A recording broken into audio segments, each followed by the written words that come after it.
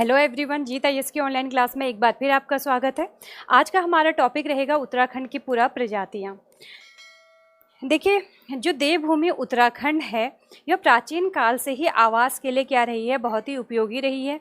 जिसका कारण है यहाँ की जो सुंदर घाटियाँ हैं और वनस्पतियों से डबाडब भरी हुई जो पहाड़ियाँ हैं, इसके साथ साथ कुछ कुछ दूरी में स्थित जो लहराती हुई नदियाँ हैं, शैलाश्रय हैं, केव हैं, ये हमेशा से ही लोगों को क्या करती है, अपनी ओर आकर्षित करती है। ठीक है, चाहे हम बात करें महापाषाण कालीन समाधान की या फिर पुरा प्रजातियों की, इनका कुछ ना कुछ असर जो है वर्तमान परिप्रेक्ष्य में भी हमें देखने को मिलता है। देखिए, हमें जो हमारे पूरा साहित्य है, जैसे रामायण है, महाभारत है, वेद हैं, इन सब से जो है हमें इनका उल्लेख मिलता है। अगर जब हम बात करें प्राचीन कालीन वेदों में भी प्राचीन कालीन जो साहित्य हैं उनमें भी बताया गया है, या हमें उनसे भी वर्णन मिलता है। जैसे हम कह सकते हैं कि जब आर्यों की क्या हुई थी, पराजय हुई थी, तो निसंदेह ही जो हमारे क्या थे, जो सैंधव लोग थे वो उत्तराखंड में आकर बस गए होंगे। ठीक है, साथ में ही जो आद्य ऑस्ट्रेलियाई थे, मंगोलियाई थे, यह भी क्या हो गए, यहाँ उत्तराखंड में आकर उत्तराखंड में इनका भी क्या हुआ, असर हुआ। और वर्तमान में भी इनकी कुछ प्रजातियाँ जो हैं, इनके कुछ वंशज जो हैं देखने को यहाँ पर मिलते हैं। तो हम ज़्यादा कुछ डिटेल में ना जाकर हम जो मेन टॉपिक है उस मेन टॉपिक पर आते हैं। और इस टॉपिक की अगर हम बात करें तो जो उत्तराखंड में जो पूरा प्रजातियों के आने का क्रम है उसकी हम बात करते हैं, जो एग्जाम पॉइंट ऑफ व्यू से क्या है आपके इम्पोर्टेंट हैं। तो इसमें सबसे पहले, वैसे तो विभिन्न विद्वानों के इसमें अलग अलग मत हैं, लेकिन जो सर्वमान्य मत है उसमें कहा जाता है कि सबसे पहले उत्तराखंड में कोल प्रजाति आई, फिर किरात आई, फिर खस आई, और फिर उसके बाद भूटांतिक या फिर सोका प्रजाति आई। तो इनकी 1 बाय 1 हम क्या करेंगे, डिस्कस करेंगे। ठीक है, तो हम इनको लिख लेते हैं। उत्तराखंड में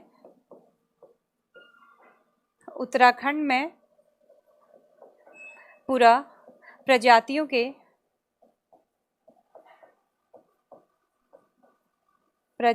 के आने का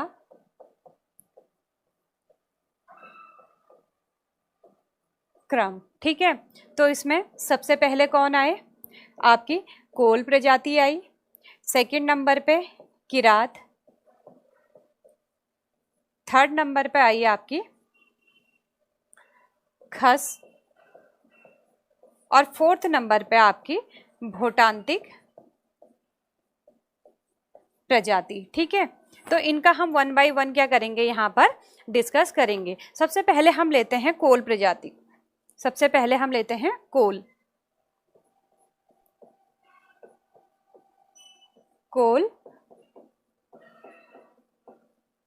प्रजाति। देखिए, कोल प्रजाति की अगर हम बात करें तो भारत के विभिन्न क्षेत्रों में ये देखने को मिलते हैं। इनमें से उत्तराखंड क्या है, एक है।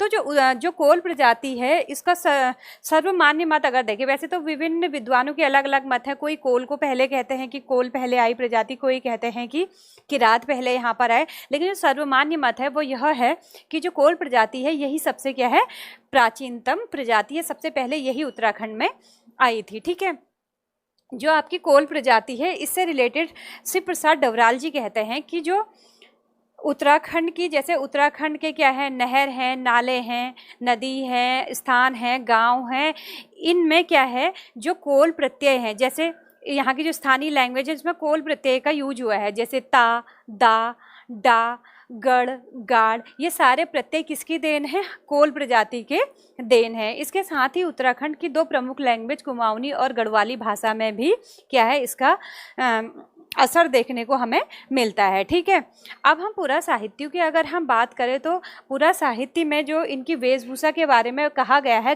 है कि जो आर्य थे ये उनके विपरीत शारीरिक विशेषता वाले थे। मीन्स आर्य कैसे थे, हष्ट-पुष्ट थे। ठीक है, हष्ट-पुष्ट थे, सुंदर थे दिखने में, हाइट अच्छी थी उनकी। और वहीं जो इनके, अब क्या कहा गया है, आर्य नहीं कहा गया है, आर्य की विपरीत शारीरिक विशेषता वाले जब इनको कहा गया है, तो विपरीत शारीरिक विशेषता मीन्स इनका क्या है, कद काठी है, दिखने में काले हैं, कर्ली हेयर है इनकी, और क्या कहते हैं, इनके होंठ मोटे हैं, नाक पिचकी हुई है। तो ये क्या है, इनकी शारीरिक विशेषता है। ठीक है, इसके साथ ही इनको जो पूरा जो आपके साहित्य हैं इसमें इनको जो कोल हैं इनको सबर और मुंड नाम से जाना जाता है। किस नाम से? सबर और मुंड नाम से जाना जाता है। ठीक है, इनकी शारीरिक विशेषता का वर्णन जो है आपके जो वाण भट्ट हैं, कालिदास हैं, इनकी लिखित जो इनके लिखे हुए जो कृत हैं या काव्य हैं उनमें भी इन्होंने वर्णन किया गया है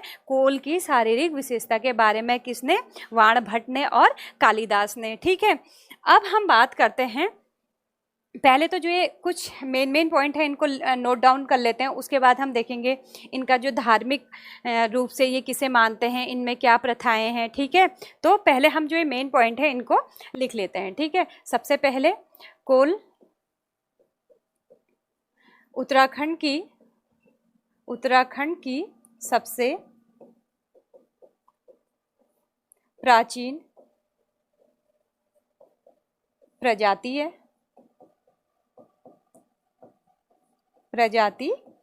है। ठीक है,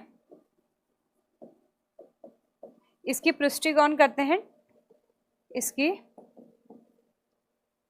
पुष्टि शिव प्रसाद डवराल जी भी करते हैं। शिव प्रसाद डवराल जी भी करते हैं। ठीक है, अब डवराल जी के अनुसार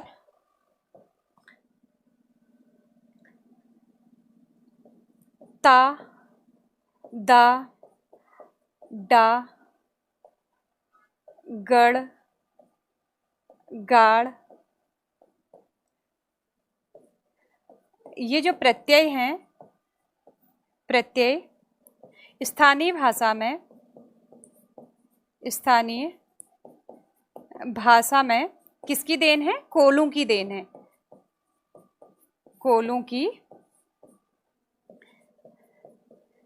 देन है। ठीक है, अब उसके बाद नेक्स्ट इनकी शारीरिक विशेषता का वर्णन, शारीरिक विशेषता का वर्णन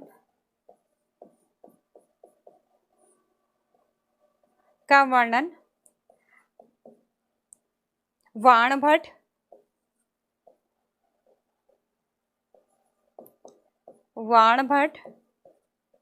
व कालिदास के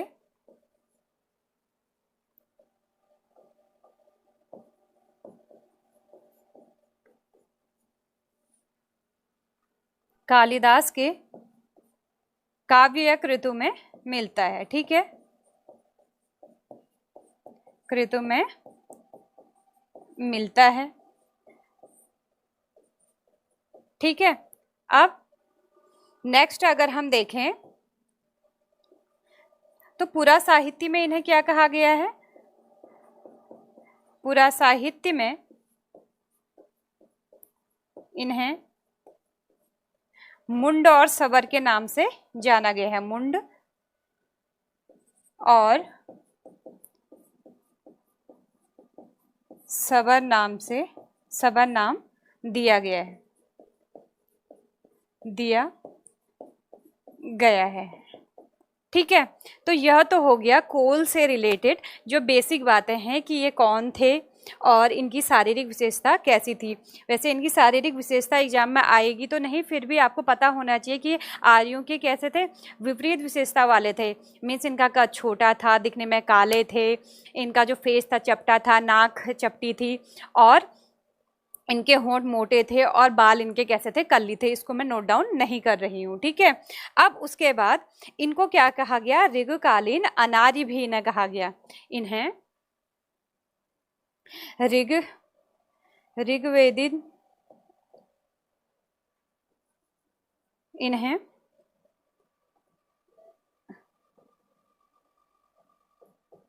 ऋग्वेदिक अनार्य भी इन्हें कहा गया। अनार्य भी कहा गया है इन्हें।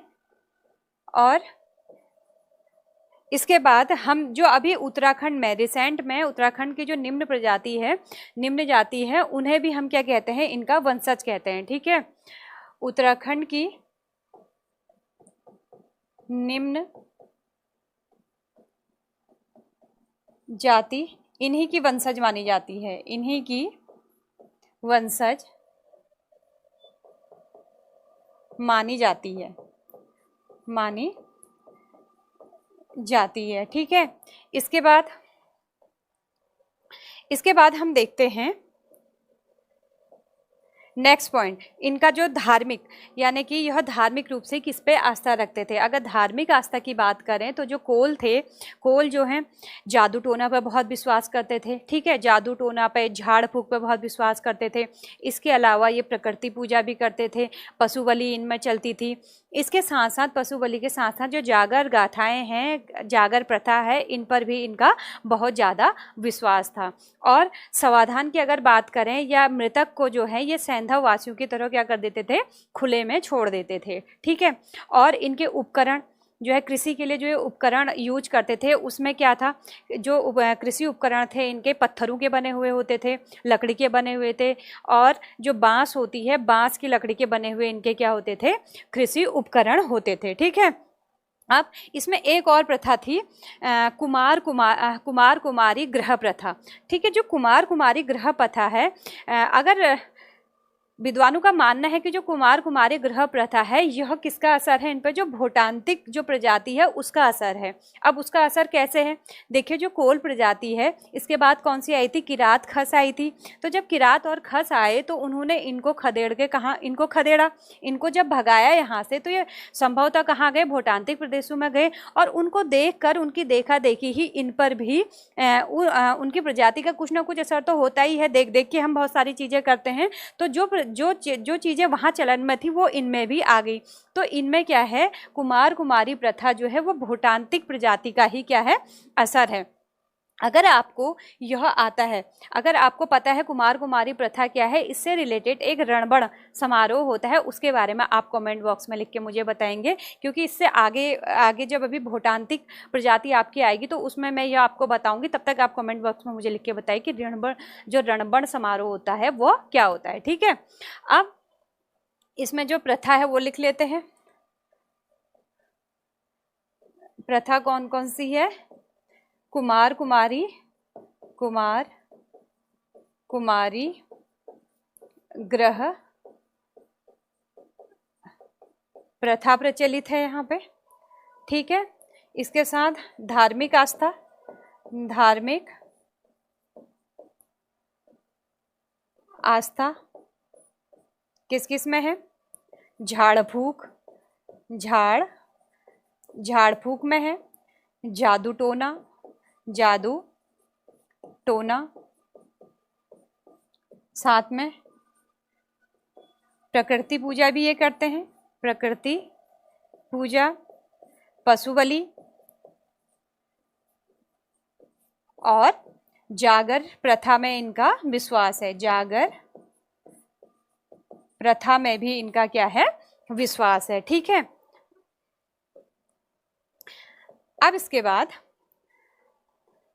जो इनका व्यवसाय है, व्यवसाय क्या है इनका, पशुपालन है, पशुपालन इनका व्यवसाय है। उसके बाद जो मृतक हैं, मृतक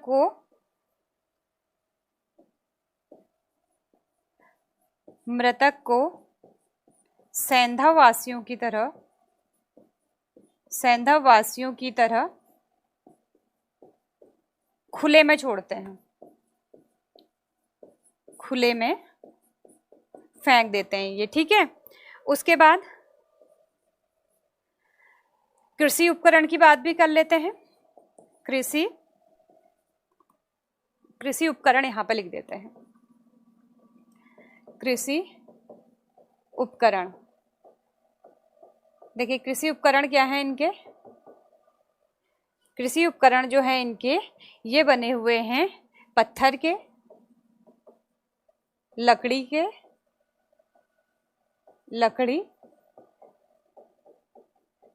बांस के इनके क्या बने हुए हैं, कृषि उपकरण बने हुए हैं। ठीक है, तो यह तो हो गई इनकी पूरी डिटेल किसकी, कोल प्रजाति की। ठीक है, एक बार इसको रिवाइज कर लेते हैं। कोल प्रजाति जो है सबसे पुरा प्रजाति है। इन्हें पुरा साहित्य में क्या कहा गया है, ऋग्वेदिक नहीं, पुरा साहित्य में इन्हें मुंड और सबर कहा गया है। ठीक है, ऋग्वेदिक कालीन अनारी से इनकी तुलना की गई हुई है। इनकी शारीरिक विशेषता का वर्णन जो है वाणभट्ट ने और किसने, कालिदास ने किया हुआ है।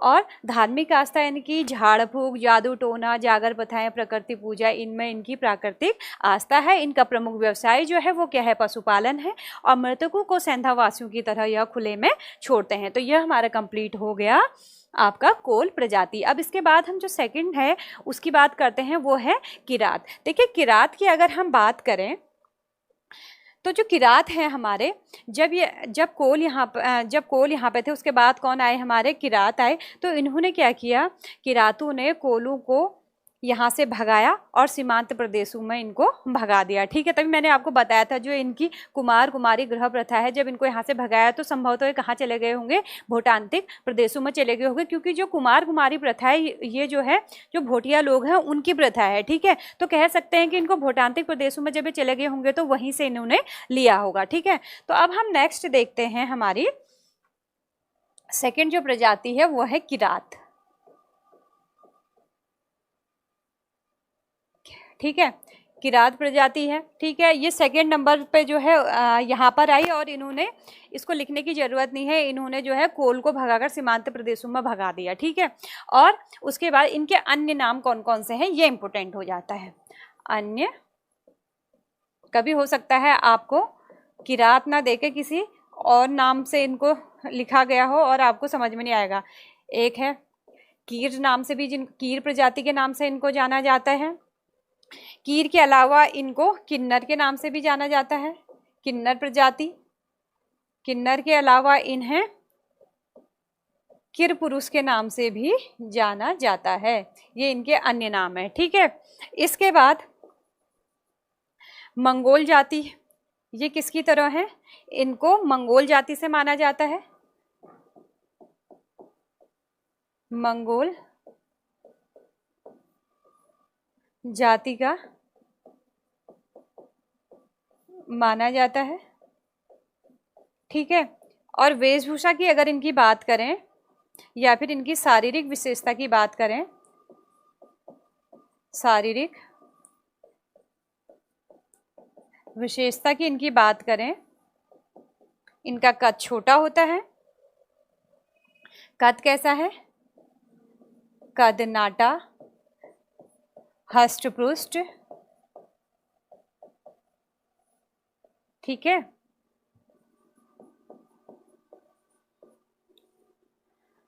इनका फेस कैसा होता है, चौड़ा मुख। ठीक है, पिचकी नाक, पिचकी नाक। और कलर इनका कैसा होता है, गेहुआ, गेहुआ कलर इनका होता है। ठीक है, और ये कभी पूछा नहीं जाता है कि इनकी शारीरिक विशेषता कैसी है। ठीक है, ये कभी भी आपसे नहीं पूछा जाता है।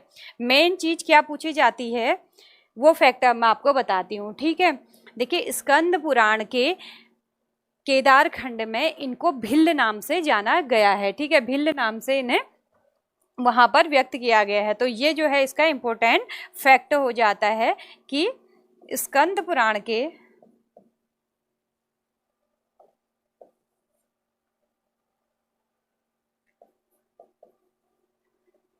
स्कंद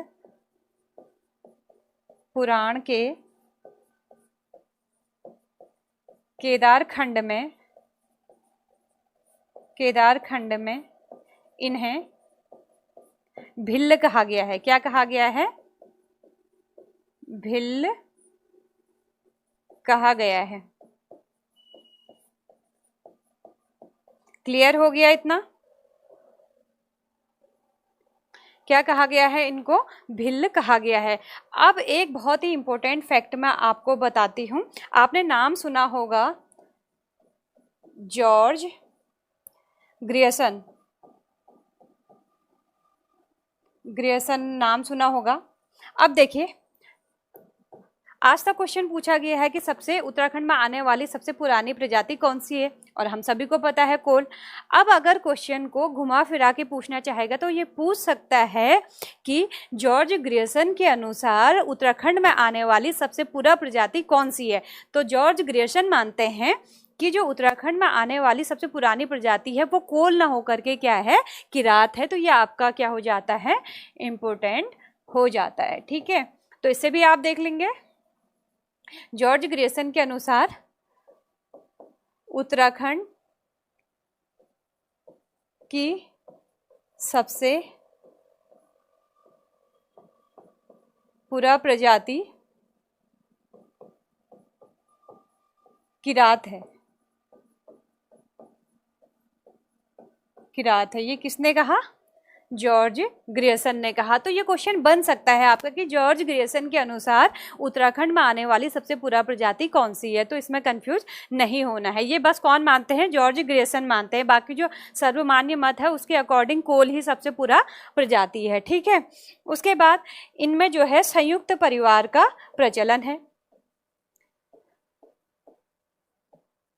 संयुक्त परिवार का प्रचलन है इनमें। इसके साथ में धार्मिक अगर आप इनका देखें तो ये शिव की आराधना करते हैं, शिव की पूजा करते हैं ये। ठीक है, इसके बाद अगर हम देखें जो इनके जो उपकरण है, ठीक है, रक्षा उपकरण, ठीक है, रक्षा जो इनके उपकरण हैं उनकी अगर हम बात करें तो वो कौन कौन से हैं। देखिए, तीर, धनुष, डंडा, लाठी और गोफन।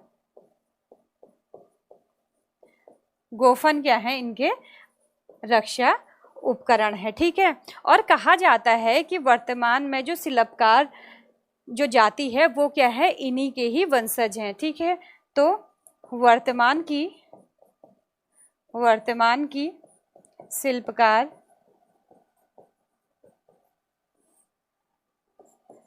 जाति इन्हीं की वंशज है, इन्हीं की वंशज है। ठीक है, तो ये हो गया हमारा किरात प्रजाति के बारे में भी हमने मेन पॉइंट जो है देख लिए। ठीक है, एक बार रिवाइज कर लेते हैं। इनका जो अन्य नाम अगर हम इनकी बात करें तो किर, किन्नर, किरपुरुष इनके क्या हैं, अन्य नाम हैं। ठीक है, और ये मंगोलियन जाति से माने जाते हैं। स्कंद पुराण के केदार खंड में इनको क्या कहा गया है, भिल्ल कहा गया है। संयुक्त परिवार का इनमें प्रचलन है। धार्मिक की अगर बात करें तो शिव पूजा करते हैं, और उपकरण जो इनके रक्षा उपकरण है उसमें तीर, धनुष, डंडा, लाठी और गोफन इनके क्या हैं, रक्षा उपकरण है। और जॉर्ज ग्रियर्सन, ये सबसे इंपॉर्टेंट पॉइंट इस टॉपिक का यही है कि जॉर्ज ग्रियर्सन के अनुसार ये उत्तराखंड की सबसे पुरानी प्रजाति है। तो ठीक है, तो हमारी ये दो आपके कोल और किरात दो प्रजातियां हो गई। अब थर्ड अब हमारी आएगी खस प्रजाति। थर्ड है हमारी खस प्रजाति।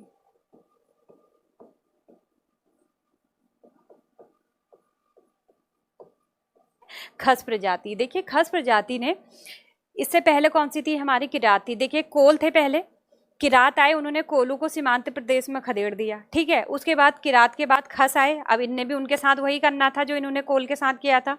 खस आए तो इन्होंने किरात को क्या किया, सीमांत प्रदेशों में इन्होंने भी उनको भगा दिया। ठीक है, उसके बाद ये यहाँ पर आकर रहने लग गए। तो इनको जो है आर्यों का वंशज कहा जाता है। फर्स्ट पॉइंट तो इनका यही हो गया। अब ये मैं नहीं लिखूंगी कि ये इनने इनको खदेड़ दिया या जो है, ये आपको पता है कोल के बाद किरात आए, किरात के बाद आपके खस आ गए, तो ये लिखने की जरूरत नहीं है। ठीक है, तो इसके बाद जो इंपॉर्टेंट पॉइंट है ये आर्यों के वंशज हैं।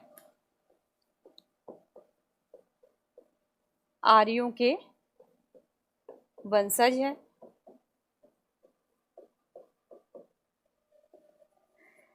ठीक है। और इसका प्रमाण देखिए कैसे मिलता है, जो महाभारत का सभा पर्व है उसमें बताया गया है कि उस टाइम पर जब महाभारत का युद्ध हुआ था तो जो एक खस हैं इन्होंने कौरवों की तरफ से लड़ाई लड़ी थी। किसकी तरफ से लड़ी थी? कौरवों की तरफ से। ठीक है, तो ये भी आपका इंपॉर्टेंट पॉइंट बन जाता है। महाभारत के सभा पर्व में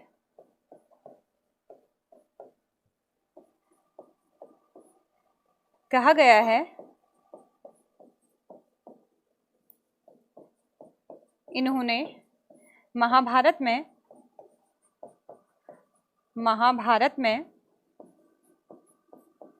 कौरवों की तरफ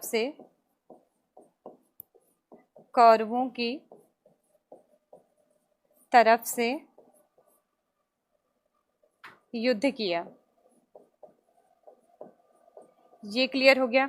अब इनके बारे में अलग अलग लोगों ने बहुत सारी बातें कही हुई, जैसे राजशेखर जो हैं, आपके राजशेखर की काव्य मीमांसा है। तो राजशेखर जी ने काव्य मीमांसा में ये कहा गया है कि जो इनका जो वर्णन है, इनका उल्लेख ऐसे किया गया है कि जो कार्तिकेयपुर के शासक जो हैं वो खसपति थे। कौन थे? खसपति थे। तो ये आपकी जो है काव्य मीमांसा से भी इनका वर्णन मिलता है। इसके अलावा अगर टालमी ले लें और क्या कहते हैं अलबरूनी ले लें, जो ये विदेशी जो थे इन्होंने भी जो है खस जाति का वर्णन किया है। तो इनसे भी इनका क्या मिलता है? उल्लेख हमें मिलता है। तो कहाँ कहाँ से इनका उल्लेख मिलता है वो देख लेते हैं। एक तो राजशेखर की काव्य मीमांसा का उल्लेख। क्या उल्लेख किया है भाई? इन्होंने उल्लेख किया है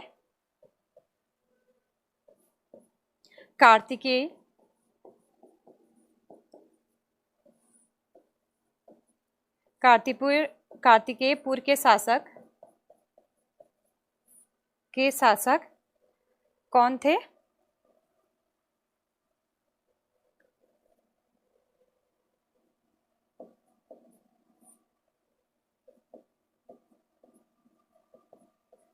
खस नरेश के रूप में क्या है इनका वर्णन किया गया है। और दूसरे इनको बृहत संहिता में, ठीक है, इनको गुप्तकालीन भी माना गया है। क्या माना गया है? गुप्तकालीन माना गया है। इसके साथ ही बृहत संहिता में इन्हें तंगा कहा गया है। बृहत संहिता में इन्हें तंगा कहा गया है। तंगा, जैसे जो आपका क्या था स्कंद पुराण के केदार खंड में क्या कहा गया था कि रातों को भिल्ल कहा गया था, ऐसे ही बृहत संहिता में इन्हें तंगा कहा गया है। ये छोटे छोटे पॉइंट हैं जो आपके एग्जाम में आते हैं, ठीक है, इनको ध्यान में रखना है। कहाँ किस में कहा गया? बृहत संहिता में इन्हें तंगा के नाम से जाना गया है। ठीक है, अब देखिए इसके साथ साथ जो विदेशी हैं आपके टालमी हैं, प्लिनी हैं, ठीक है, और अलबरूनी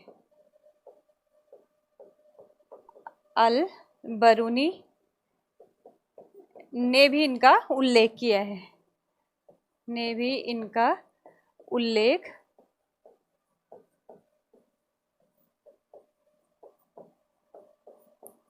किया है। देखिए क्या उल्लेख किया है भाई इनका, कि बताया है कि जो खस प्रजाति है वो कैसी थी, क्या थी, कहाँ से आई। तो इसके बारे में जो टालमी जो विदेशी हैं इन्होंने भी इनका वर्णन किया है। ठीक है, अब इसके बाद इनका व्यवसाय देखते हैं। इनका जो प्रमुख व्यवसाय है वह कृषि और पशुपालन है। अब धार्मिक में इनका देखते हैं कि किसे कौन से देवी देवता को मानते हैं।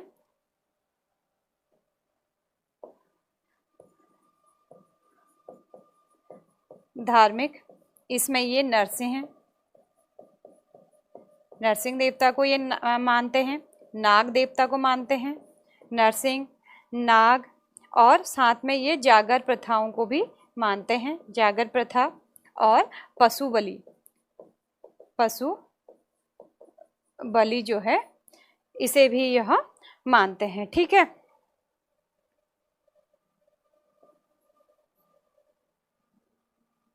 अब इसमें कुछ जो आपकी खस प्रजाति है, इसमें कुछ प्रथाएं हैं। इन प्रथाओं की बात करें तो जैसे घर जवाई प्रथा है। सबसे पहले तो हम घर जवाई प्रथा को देखते हैं। ये तो सभी को पता है, इसको लिखवाने की भी ज़रूरत नहीं है। घर जवाई में क्या होता है, जैसे नॉर्मली क्या होता है, जब किसी लड़की की शादी होती है तो अपने ससुराल में जाती है। तो इस प्रथा में क्या होता है, घर जवाई प्रथा में जब कन्या की शादी होती है, लड़की की शादी होती है, तो उसका पति उसी के घर में आकर रहता है। इसे कहते हैं घर जवाई प्रथा। तो ये किस में प्रचलित थी, खस प्रजाति में। इसके बाद दूसरी प्रजाति जो यहाँ पर है वह है जेठा प्रथा। अब जेठा प्रथा क्या होती है, जेठा प्रथा में जो घर की जो संपत्ति होती है उसमें जो घर का बड़ा बेटा होता है उसको एक्स्ट्रा मनी, यानी कि उस संपत्ति में उसका कुछ ज़्यादा, उसका हक जो होता है औरों के कंपैरिजन में ज़्यादा होता है, उसे ज़्यादा अधिकार मिलता है। ठीक है, तो ये क्या है, जेठा प्रथा है। अब इसकी अगर और बात करें तो इसमें एक है टेकुआ प्रथा। ठीक है, टेकुआ प्रथा। अब ये टेकुआ प्रथा क्या होता है, इसमें जब सपोज किसी स्त्री की शादी हो गई और उसकी संतान होने से पहले ही उसके पति का क्या हो गया, निधन हो गया और वह निसंतान है, तो वंश को आगे बढ़ाने के लिए वह अपने देवर से शादी कर सकती है। तो यह है टेकुआ प्रथा। और एक है इसमें देवदासी प्रथा। देखिए देवदासी प्रथा में क्या होता था कि अगर जो घर की बड़ी लड़की है उसको मंदिर को क्या कर दिया जाता था, दान कर दिया जाता था, वह आजीवन मंदिर की सेवा करती रहती थी। ठीक है, अब अगर सपोज 2 लड़कियां हैं, 2 लड़कियों में जो बड़ी लड़की होगी उसी लड़की को क्या किया जाएगा, मंदिर में दान किया जाएगा। तो ये यहाँ की है मेन प्रथा। ठीक है, एक टर्म आता है इसमें झटेला। ठीक है, अब झटेला क्या है, देखिए अगर किसी औरत की शादी, अगर कोई औरत क्या करती है, किसी दूसरे आदमी से शादी कर लेती है और प्रथम पुरुष से जो उसका पुत्र होता है तो उसे झटेला के नाम से जाना जाता है। तो ये टर्म क्या आता है, किस प्रजाति में आता है, आपकी खस प्रजाति में। तो जो यहाँ के जो कुछ रिवाज हैं या प्रथाएं हैं, ये है प्रथाएं हैं, उनको देख लेते हैं। ये 1 बाय 1 मैंने आपको बता दी हैं, बस मैं प्रथाओं के नाम यहाँ पर लिख रही हूँ। घर जवाई प्रथा, घर जवाई प्रथा। सेकंड, जेठा प्रथा। थर्ड है आपकी टेकुआ प्रथा। और फोर्थ है आपका देवदासी प्रथा, देवदासी प्रथा। इन प्रथाओं में कोई कंफ्यूजन तो नहीं है ना। घर जवाई, इसमें लड़की का पति उसके घर पर आके रहेगा। जेठा प्रथा, घर के बड़े लड़के को जो उनकी जो संपत्ति है, जो आप कह सकते हैं पुश्तैनी जो संपत्ति है उसमें कुछ एक्स्ट्रा मिलेगा। ठीक है, औरों के कंपैरिजन में ज़्यादा मिलेगा। टेकुआ प्रथा में क्या होगा, वंश को बढ़ाने के लिए अगर किसी स्त्री के पति की डेथ हो जाती है तो वंश को आगे बढ़ाने के लिए वो अपने देवर से शादी कर सकती है। और देवदासी प्रथा में घर की जो ज्येष्ठ लड़की होगी, बड़ी लड़की को मंदिर में दान कर दिया जाता है। तो यह है हमारी खस प्रजाति। अब इसके बाद हम अपनी लास्ट प्रजाति को देखेंगे जिसका नाम है भोटांतिक प्रजाति। फोर्थ और लास्ट हमारा है आपकी भोटांतिक प्रजाति। ठीक है, भोटांतिक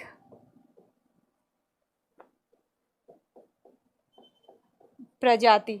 इस प्रजाति को शोका प्रजाति भी कहते हैं, शोका प्रजाति भी इसे कहते हैं। ठीक है, अब देखिए जो भोटांतिक प्रजाति है या शोका प्रजाति है, वैसे तो उत्तराखंड के ऑलमोस्ट सभी डिस्ट्रिक्ट में ये पाए जाते हैं। ठीक है, लेकिन अगर कहें कि ज़्यादा ये कहाँ पाए जाते हैं या ज़्यादा इनका विस्तार कहाँ है, तो पिथौरागढ़ में, बागेश्वर में, चंपावत में और उत्तरकाशी में इनका क्या है, विस्तार है। किसका, भोटांतिक प्रजाति का। जो भोटांतिक प्रजाति है, जो भोटिया ट्राइब्स है, इसको जो है मैंने जब अपनी जो वीडियो बनाई थी जनजाति उत्तराखंड की एसटी और एससी वाली जो मैंने वीडियो बनाई थी, उसमें भी मैंने इसका वर्णन किया था। लेकिन यहाँ पर क्योंकि ये टॉपिक का पार्ट है तो मुझे यहाँ पर भी इसे डिस्क्राइब करना पड़ेगा। ठीक है, तो जो भोटांतिक प्रजाति है उत्तराखंड के कहाँ कहाँ पर रहती है, ये इसका जो विस्तार है उत्तराखंड में पिथौरागढ़, पिथौरागढ़ में है, बागेश्वर, चमोली और उत्तर काशी में, ठीक है।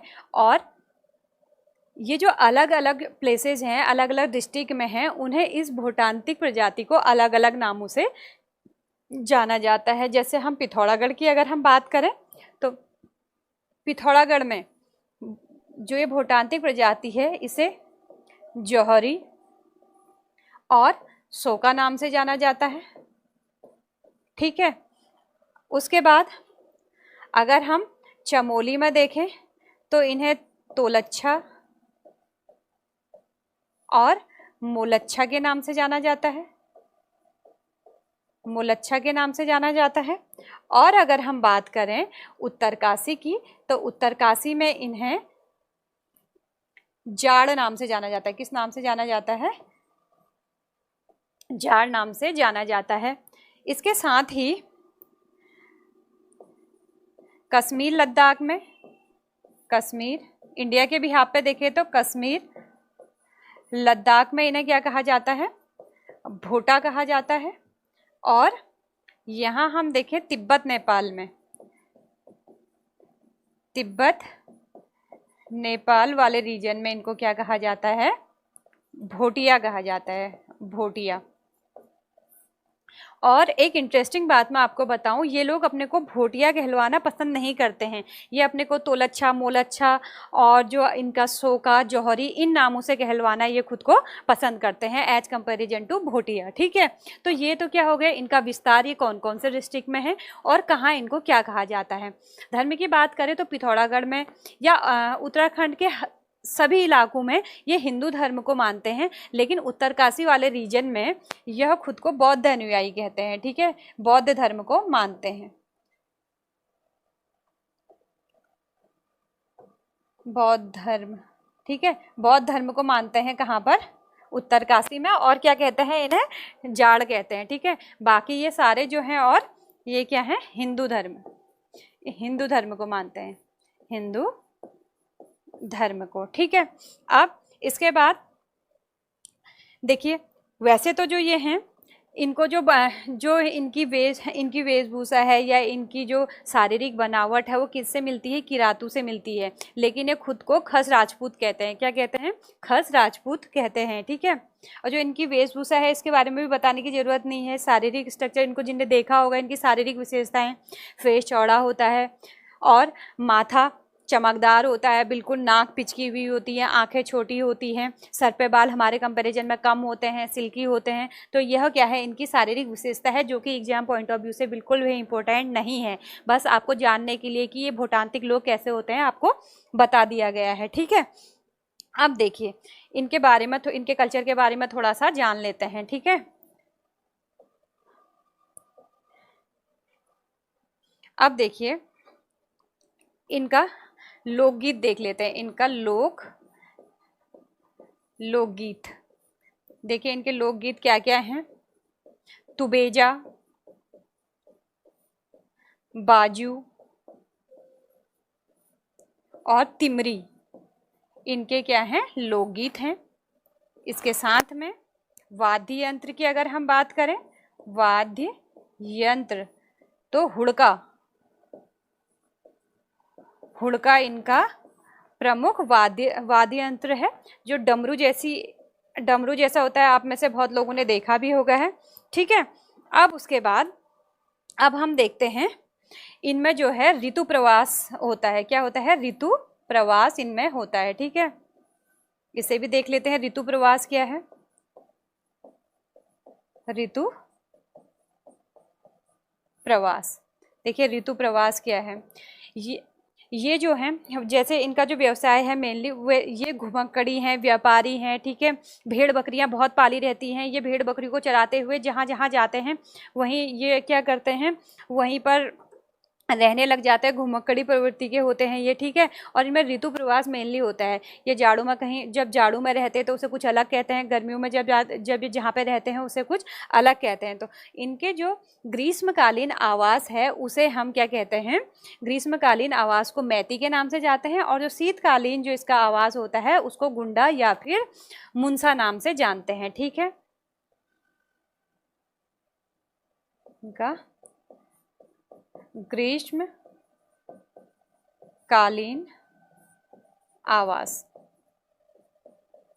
ग्रीष्मकालीन आवास क्या है, मैती है। और शीतकालीन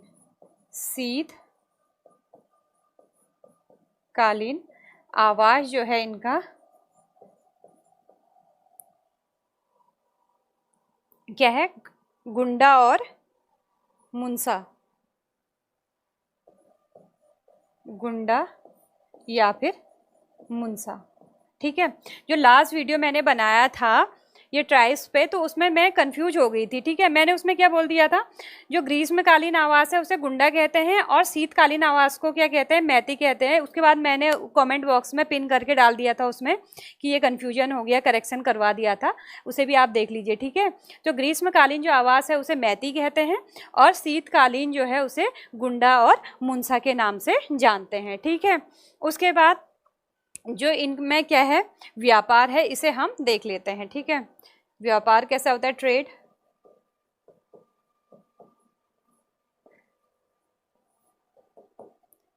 देखिए, जब तक भारत और चीन का युद्ध नहीं हुआ था इनका व्यापार जो है तिब्बत के साथ बहुत अच्छा इनका व्यापार होता था।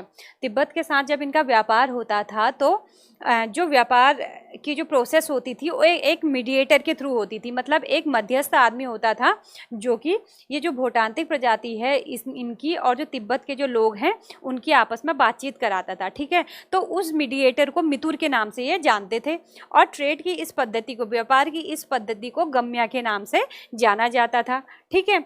और उसके बाद जब जैसे तिब्बत में जब तिब्बत के जो लोगों के साथ जब इनका जब व्यापार होता था ना तो उसे सुलझी मुलझी क्या बोलते थे, सुलझी मुलझी, बड़ा फनी सा नेम है लेकिन याद तो करना पड़ेगा, ठीक है।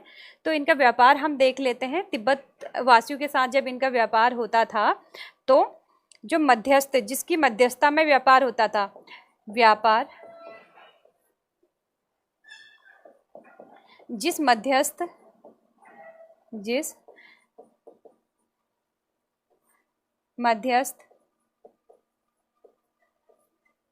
के द्वारा होता था उसे हम क्या कहते थे, मितुर के द्वारा होता था उसे हम कहते थे मितुर। पहाड़ी भाषा में मितुर का मतलब क्या होता है, मित्र, ठीक है। और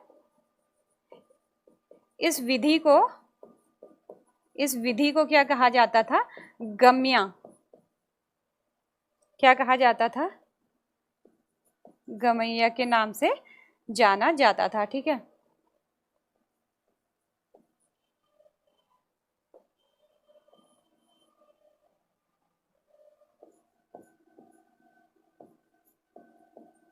के नाम से यह जाना जाता था, ठीक है। उसके बाद अब मैंने आपको बताया था, जब मैं आपको किरात पढ़ा रही थी तो किरात पढ़ाते टाइम मैंने आपसे कहा था कि किरात में जो है कुमार कुमारी ग्रह प्रथा होती है, जो कि किसकी देन है, जो ये भूटांतिक प्रजाति है इसकी देन होती है। तो यहाँ पर हम इसकी चर्चा करेंगे, ठीक है। अब देखिए, इनमें जो कुमार कुमारी प्रथा होती है वो क्या है वो देख लेते हैं। कुमार कुमारी ग्रह प्रथा, ठीक है। ये मैंने किरात के उसमें केवल स्टर्म बताया था कि ये प्रथा जो है इनकी भूटांतिक जो प्रजाति है वहाँ से आई होगी। देखिए, कुमार कुमारी ग्रह प्रथा क्या होती है, इस प्रथा में जो नवयुवक और युवती हैं ये अपने मूल स्थान को छोड़कर कहीं और चले जाते हैं और यह प्रथा जो है उनको अपना जीवन साथी चुनने का क्या देती है, अधिकार देती है, ठीक है। यह तो हो गई आपकी कुमार कुमारी ग्रह प्रथा, ठीक है। उसके बाद जब ये कुछ टाइम बाद अपने घर पे लौट के आते हैं तो वह नवयुवक और युवती का मिलन समारोह होता है, जिसे रणबण समारोह के नाम से जाना जाता है। तो यह इनकी क्या हो गई, जो कुमार कुमारी गृह प्रथा है उसके बारे में। ठीक है, तो इसमें इस प्रथा में क्या होता है, नव युवक और युवती अपने मूल स्थान से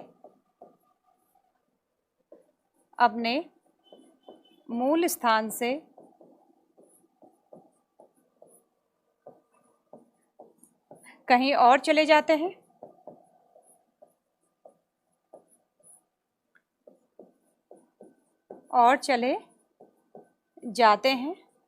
यह उन्हें अपने जीवन साथी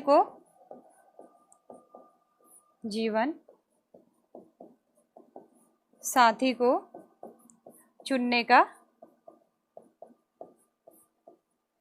अधिकार देती है। ठीक है, यह प्रथा क्या होती है, उन्हें अपना जीवन साथी चुनने का अधिकार देती है। देखो, ये डेफिनेशन तो आपको लिखने की नहीं आएगी कि क्या होता है, बस आपको समझने के लिए। अगर आपको स्टोरी पता रहेगी तो आपको ये याद रहेगा कि ये प्रथा क्या होती है। ठीक है, और उसके बाद है रणबण समारोह। ये कहा जा सकता है कि रणबण समारोह किससे रिलेटेड है। ठीक है,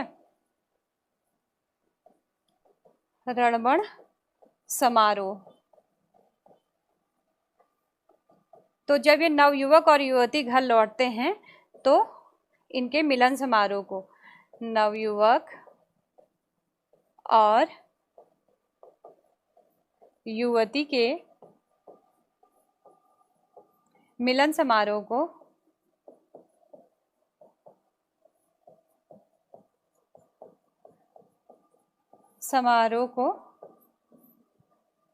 रणबण समारोह कहते हैं। रणबण समारोह